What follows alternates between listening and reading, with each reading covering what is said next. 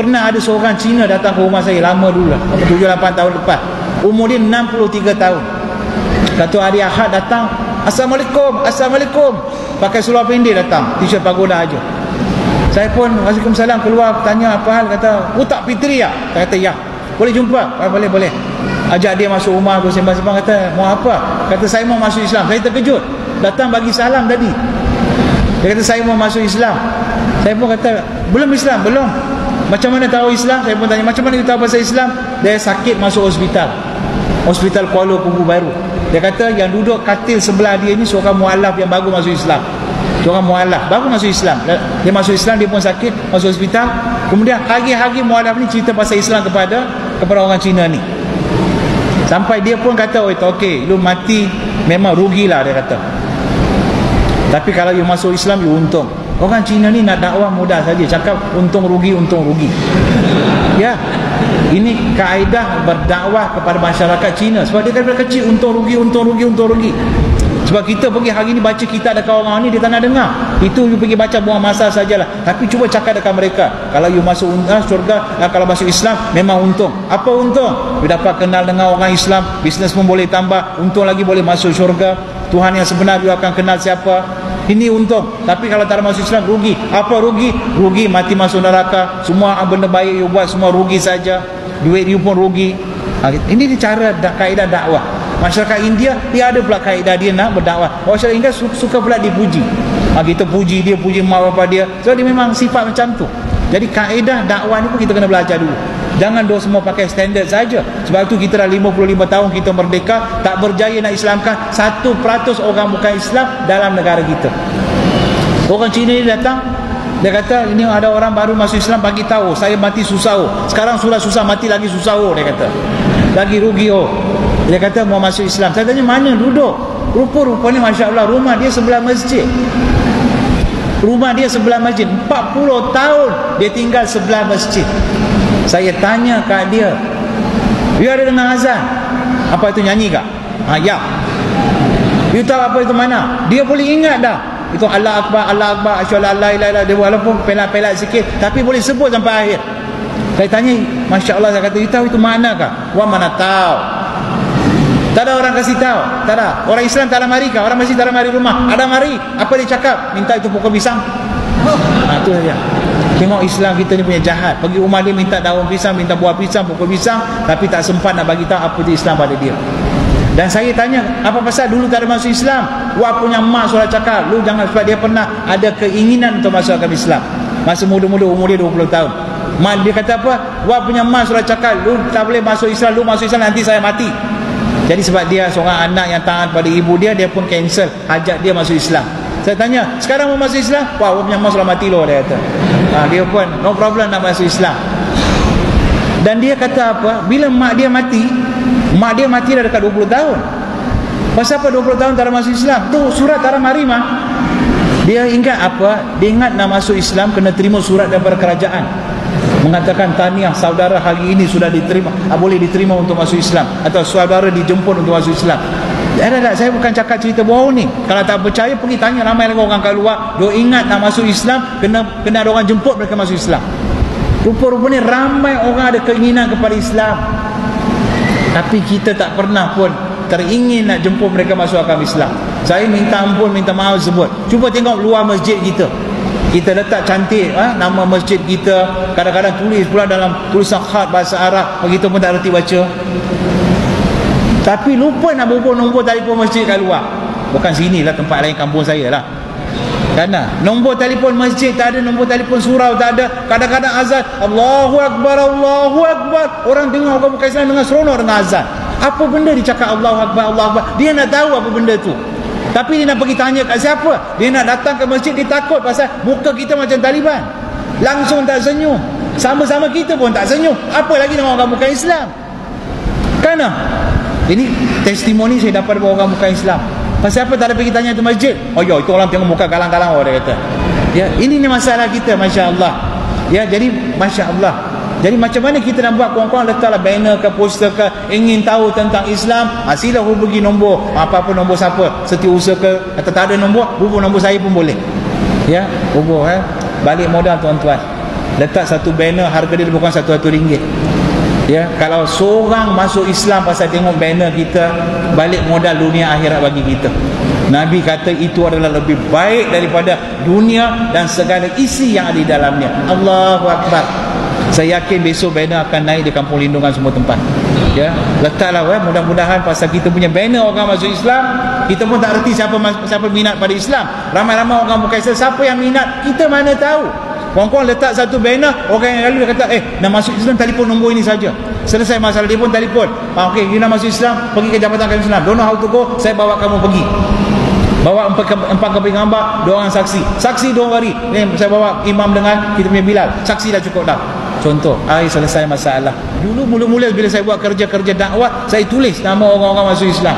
Simpan. Tahun ni 100, tahun kedua ada 200, tahun ketiga 300 masuk Islam. Sekarang saya buang buku ni macam seolah-olah macam nak riak pula ni. Orang tanya, berapa ratus masuk Islam? Adalah, cukup lah. Sekarang Allah tahu. Kenapa? Bukan saya dah fikir-fikir, bukan mereka ni, bukan saya dakwah mereka masuk agama Islam. Dah. Secara betulan mereka Allah dah bagi hidayah, siap dah. Saya hanya buat final touching saja. Yang final touch saja yang saya buat, yang penyudahan saja yang saya buat. Jadi saya nak kata saya Islamkan mereka, saya tak layak nak sebut macam tu. Ya, mungkin mereka dah dengar pasal Islam, kadang-kadang mereka bercampur dengan orang Islam, akhlak mulia. Orang Islam ni menyatakan mereka masuk agama Islam. Ada seorang wanita Hindu daripada Puchong datang jumpa saya di Masjid Negeri Shah Alam. Kita ada pejabat Perkim di Negeri Shah Alam, Perkim Negeri Selangor. Dia datang jumpa saya. Dia datang jumpa bukan tanya pasal Islam, dia tanya kenapa you masuk Islam. Macam malam ni lah anda tahu kenapa you masuk Islam. Dia marah, bukan seorang, dia marah. Saya tak cerita kenapa saya masuk Islam. Saya tak kata apa dia Islam, saya cerita apa dia agama Hindu. Saya kata dalam kitab agama Hindu Tuhan Hindu sebut Igam Ibad Bitiam, Tuhan itu Esa. Hari ini saya masuk Islam, saya sembah Tuhan yang Esa. Dalam kitab agama Hindu disebut Tuhan kata Natasya Pratima Asti, kamu tidak boleh melihat wajah aku. Hari ini saya sembah Allahu Akbar. Memang saya yakin seolah saya nampak Allah, tapi saya tak nampak Allah, tapi saya yakin Allah sedang melihat saya. Kitab agama Hindu kata apa? Karpanai Karanda Jodi. Ini bahasa Tamil. Dia kata kita tak ada kemampuan nak lihat wajah Tuhan yang jodi. Jodi apa? Jodi cahaya, light, cahaya. Atau bahasa Arab kita kata nur. Dia sambungan ayat tu kata apa? Karunaye wuruwa magi. Tuhan tak ada rupa, dia wajahnya adalah jodi. Tapi kalau Tuhan, wajah Tuhan yang sebenar adalah karunai. Apa benda karunai? Zaman Hindu saya pun tak faham. Ya, rupa-rupanya maksud karunai itu apa? Karunai maksudnya Maha Pengasih, Maha Penyayang, most gracious, most merciful. Saya pun bagi tahu kat dia. Dan kitab Hindu kata Tuhan itu adalah jodi, dan Al-Quran sebut kata apa? Allahu nuru samawati wal ard. Bila sebut jodi dalam agama Hindu, dia letak pelita, dia nyalakan pelita, dia kata cahaya pelita itulah jodi. Tapi Allah kata apa? Lepas lebih kurang 3000 tahun dalam Quran Allah sebut apa? Allahu nuru samawati wal ard. Allah kata apa? Aku adalah nur yang meliputi langit dan bumi. Allahu Akbar. Ya, Allah betulkan balik orang Hindu. Bukan cahaya itulah, bukan nur itu saja nur, tapi aku adalah nur yang meliputi langit dan bumi. Karunaye wuruwa magi. Ya, Tuhan Hindu kata apa? Kita Hindu kata apa? Tuhan mempunyai wajah Tuhan adalah Maha Pengasih, Maha Penyayang. Itu yang kita sebut dalam bahasa Arab Ar-Rahman Ar-Rahim. Saya kata kita makan begitu sebut Bismillahirrahmanirrahim. Solat pun Allahu Akbar, Bismillahirrahmanirrahim. Kita sebut yang sebutan kitab Hindu. Itu bahasa Tamil, ini bahasa Arab. Itu beza dia. Bila saya masuk Islam, saya sebenarnya ikut apa yang ada dalam kitab Hindu, dan kamu Hindu tak ikut apa dalam kitab Hindu. Terus dia menangis. Dia kata itulah masalah saya Tuhan. Saya tahu saya pergi berhala, saya tengok batu-batu hitam. Saya pun kadang-kadang tak tahu apa Tuhan, laki ke perempuan tak tahu. Tapi saya nak buat macam mana? Saya dah lahir dalam keluarga agama Hindu, dia kata. Ya, Alhamdulillah. Dia pun kalau saya nak waktu itu, saya boleh suruh dia bersyahadah. Tapi saya tak nak buat kesilapan macam tu. Saya kata tak apa, saya bagi penerangan apa di Islam. Balik kamu fikir, kamu rasa kamu bersedia untuk masuk Islam, datang bila-bila masa boleh masuk agama Islam. Nak masuk Islam di Perkim boleh, nak masuk Islam Jabatan Agama pun boleh.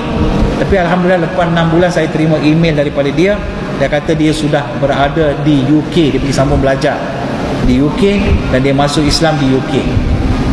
Saya pun tanya kat dia, kenapa tak masuk Islam di Malaysia, boleh tertarik masuk Islam di UK? Apa dia jawab? Dia kata saya sebab musim winter, musim sejuk di UK hujung tahun. Dia kata dia masa pergi kuliah ialah pakai overcoat, tutup, pakai glove lagi, tutup lagi kepala dia dengan kain apa yang Menteri kita pakai tu? Kain apa tu? Selendang kan? Macam tu. Dia tutup kepala dia semua, muka macam orang Islam. So ialah dia tutup pasal sejuk, bukan pasal tutup aurat, bukan, pasal sejuk. Jadi bila orang Islam jumpa dia, bagi salam. Assalamualaikum sister. Mak Saleh bagi salam. Mak Saleh mu'alaf lah. Jumpa dia, tengok dia ingat ini Islam. Assalamualaikum sister. Dia Mina Saleh yang masuk Islam, jumpa dia, Assalamualaikum sister. Masya Allah. Dia pun 1 hari, 2 hari, 3 hari dia tak tahan. Dia kata kalau kat Malaysia orang Melayu tak pernah pun bagi salam ke aku. Kat sini Mak Saleh pula bagi salam ke aku. Hari keempat dia pergi ke LMC, London Muslim Center, dan dia pun mengucapkan 2 kalimah syahadah dan masuk agama Islam. Ya, tengok nak sebut akhlak ni. Saya nak kongsi satulah cerita pengalaman di London. Ya, saya pun pergi ke London bersama dengan isteri. Musim sejuk saya pergi. Musim sejuk, dah lah pakai macam ni, pakai coat lagi, overcoat lagi, ikat lagi. Sejuk kan, peluk lagi. Malaysia tak pernah pegang tangan pun, jalan-jalan tak pegang tangan, tangan isteri pun tak pegang. Tapi London pergi pernah peluk isteri pergi. Sekejap jalan, masalah, Assalamualaikum brother, Assalamualaikum. Pergi mana-mana pun dengar orang bagi salam. Pasal pakai kopiah ni lah, orang kenal kita Islam kan, pakai kopiah, dia bagi salam. Saya masa balik jumpa seorang mu'alaf, Mak Saleh, orang Britain lah, orang London masuk Islam. Jumpa kat airport, dia pun ada jamban sikit. Dia pun jumpa, Assalamualaikum brother. Dia cakap Waalaikumsalam. Saya terasa nak tanya kat dia, pergi tanya, jumpa, you brother, are you a new Muslim? You ni saudara baru kah? Dia kata, ya, saya baru masuk Islam. Dia kata, brother, can I ask you something? Saya nak tanya satu. I go everywhere in London, I hear people giving me salam, brother. Saya pergi mana-mana, saya dengar orang bagi salam pada saya. I'm from Malaysia. You know where is Malaysia? Saya dari Malaysia. Kamu tahu mana? I know, dia kata. In my country, negara saya, I go anywhere with this. Even in the masjid, nobody give me salam, brother. Di negara saya pergi mana-mana, nak pergi ke masjid pun, kalau pakai kopiah pun orang tak bagi salam. Tapi di negara kamu, negara kafir, dia negara kafir, saya pergi mana-mana, saya dengar orang bagi salam pada saya. How could this happen, brother? Macam mana boleh jadi sampai macam tu? Apa Mak Saleh mu'alaf ni jawab? Dia kata, my brother, saudaraku, never you heard, tak pernahkah kamu dengar our beloved Prophet Muhammad sallallahu alaihi wasallam as one said, Nabi kesayangan kita Nabi SAW pernah sekali sebut, the best among you, orang yang paling mulia di kalangan kamu, is the one always leads in giving the salam. Dia kata, orang yang selalu mendahului dalam memberi salam. Don't you want to be the best? Kamu tak nak jadi mulia kah? Dia tanya saya. Allahu Akbar.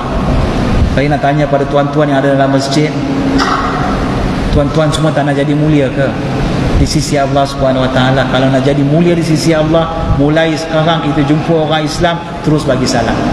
Jumpa saja orang Islam, Assalamualaikum, Nabi sebut, itulah orang yang paling mulia di sisi Allah Subhanahu Wa Taala. Allah, tapi kita memilih untuk tak nak jadi di sisi Allah, tak nak jadi mulia. Kita memilih tak nak jadi mulia. Apakah benda ni? Ya, sebab tu kalau kita sesama kita boleh bagi salam, itu dah cukup baguslah untuk tarik orang-orang bukan Islam untuk mendekati agama Islam. Kita sama kita pun tak bagi salam. Kena ubah tuan-tuan, please. Ya, kena ubah. Ya, kita jadi mulia, kita bagi salam. Biar orang bukan Islam pun seronok, dia kata, kenapa? Ya, kenapa semua engkau bagi salam, aku tak bagi salam? Alah, mudah saja sebut asyhadu an la ilaha illallah wa asyhadu anna Muhammad Rasulullah. Brother, you akan jadi saudara kami dan saya boleh bagi salam. Kan mudah nak sampaikan Islam. Tapi kita tak buat pun kerja macam ni. Ya, sebab itulah muslim-muslimat yang rahmat sekalian. Ya, jadi Islam milik siapa? Bukan milik sesuatu bangsa ataupun kaum.